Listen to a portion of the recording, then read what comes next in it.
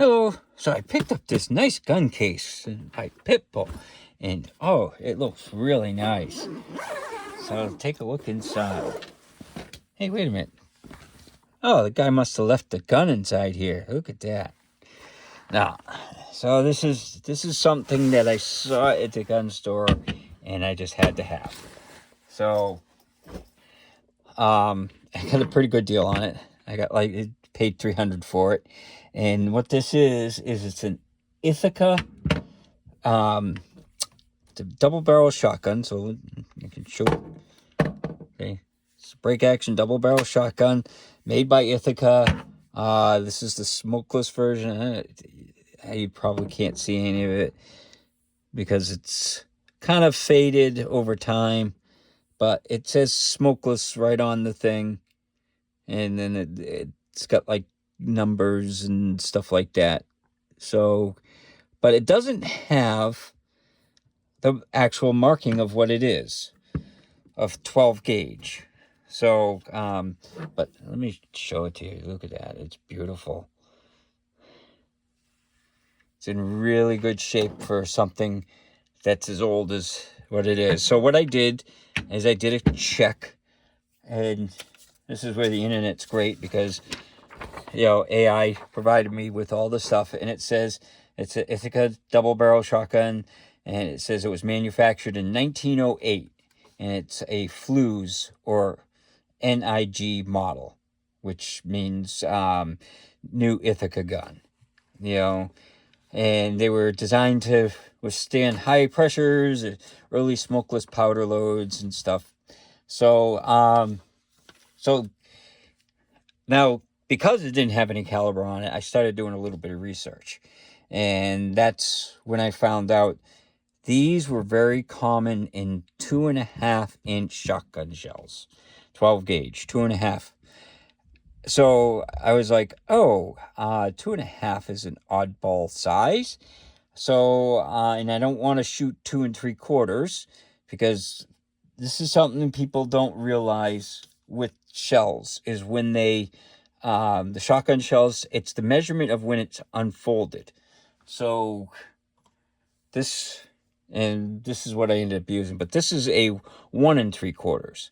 And if you look, when it's open, it's 1 3/4 inches. And I ended up buying, because I didn't want to shoot the 2 3/4, because if it opens up, it'll go in there, but if it opens up, now you could potentially have a blockage. I didn't want to take that chance. So what I ended up doing is I ended up buying these shorty shells because they're 1 3/4. So they're small.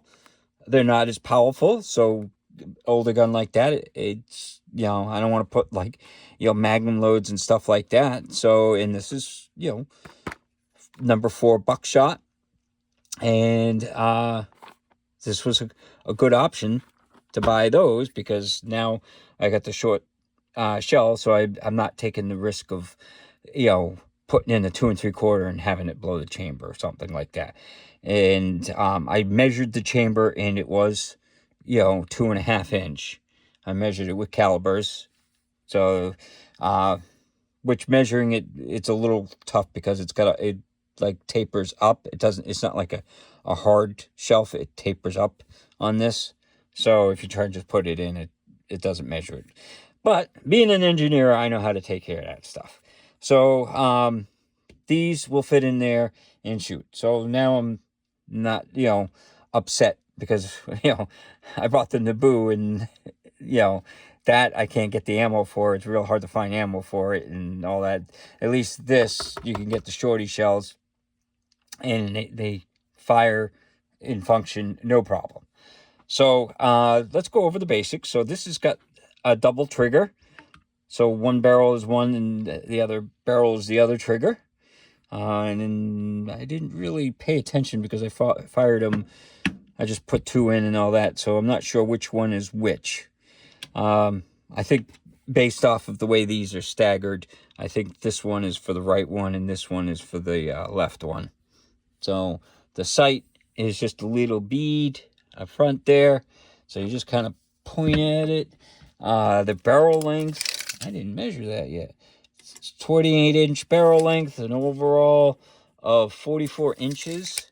So, 28. That was another thing. I can buy these in slugs, but I don't know what the choke is on this. It's just made into the barrel.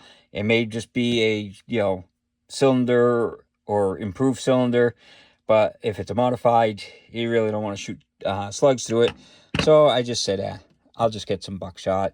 If I want to use it for hunting, I can, but this will work for just the fun, shooting and stuff like that. So, so I don't know what the choke is. I would probably have to research what the size is and measure it to see if it's actually a choked version or if it's just a cylinder. But it's a little banged up, but considering it's made in 1908, it's in real good shape, I think. I mean, look at that stock on it. It's beautiful. Yeah. I oiled it up really nice. I took it out shooting already, but I oiled it up, made it look nice. Now this is how you open it, like typical. You turn it to the side and it closes like that, and then every time you do that, it puts it on safe. So to fire it, you just push forward, and then you can just pull the triggers. You can probably pull both at the same time. I just shot one at a time.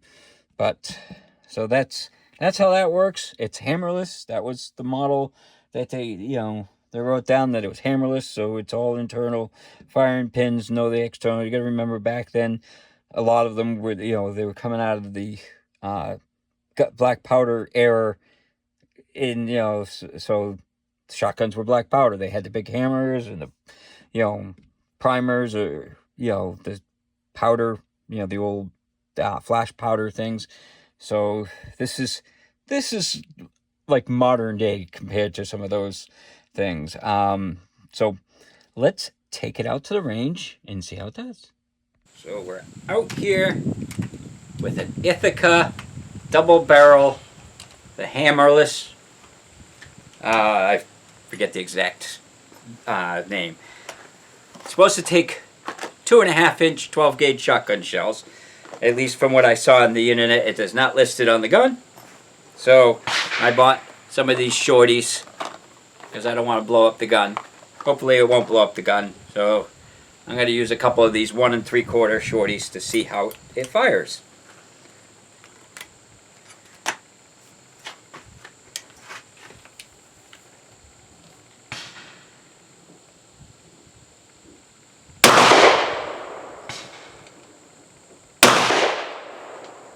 Well, it didn't blow up, so that's good.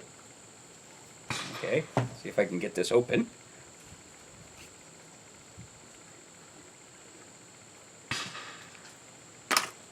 Ah, well, that was sticky. So let's try a couple more rounds. Probably hasn't been shot in like 100 years.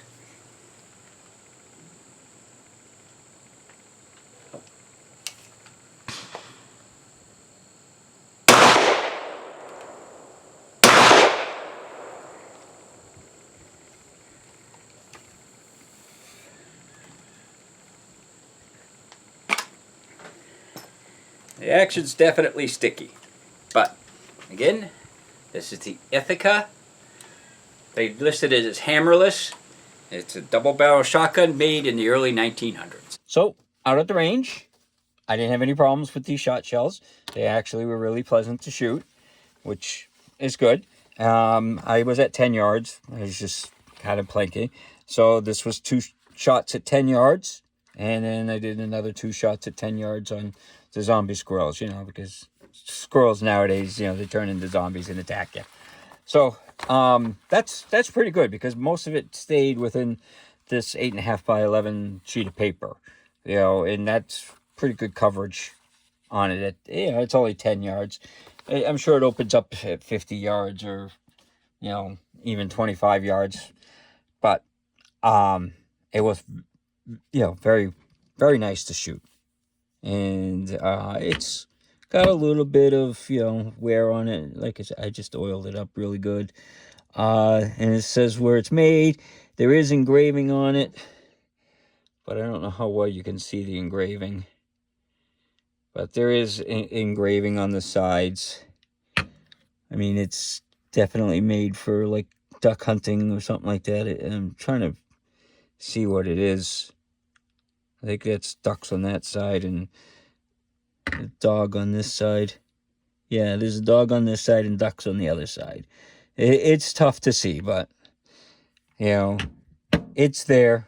But being as old as it is, it's probably gotten worn out a little bit, you know, because you can even see the little engraving along there and along the top. It's got that weird texturing to it.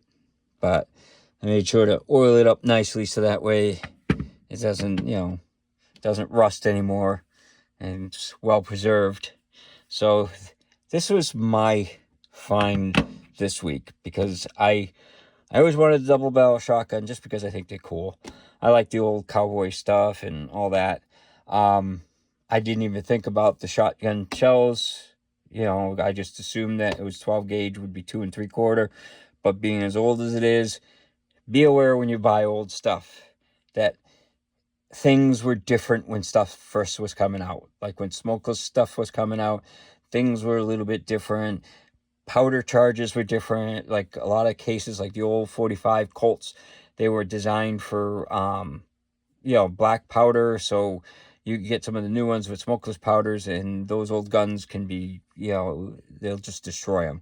So be aware when you do that. Do your research, and I'm glad I did do the research. I wanted to see what year it was and, you know, make, models and all that, and, you know, even the years that it was produced. So, like, these were produced between 1908 to 1926, according to, you know, Google's AI. So this being, this came up as a 1908 model. So it's the first year that they made them.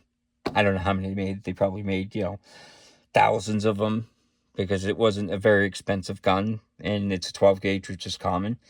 But it looks cool. And it's a nice collection or addition to my collection. And I'm happy with it. And I'm glad that I checked for these and that they make these shorty rounds, because trying to order 2.5-inch shotgun shells, that would have been just a pain because I only found one manufacturer, and, you know, I mean, I would have had to wait and all that. So these were pretty stout for recoil because I was having trouble too. That was the interesting thing, is after I fired it, this was a little difficult to open up. Maybe it's just I was babying it too much, but you know, it was kind of a little stuck. These shells were, you know, kind of backing into the thing, into the face a little bit. So it was a little bit of a pain to open up the gun after firing a couple of these. But I'm sure that it didn't exceed the max pressure because, you know, they're a small shell. Well, with the new powder, though, it probably was comparable to the old 2.5-inch. So, but at least I can get ammo for it, and it's cool. So hopefully you enjoyed the video, and hopefully you have a good day.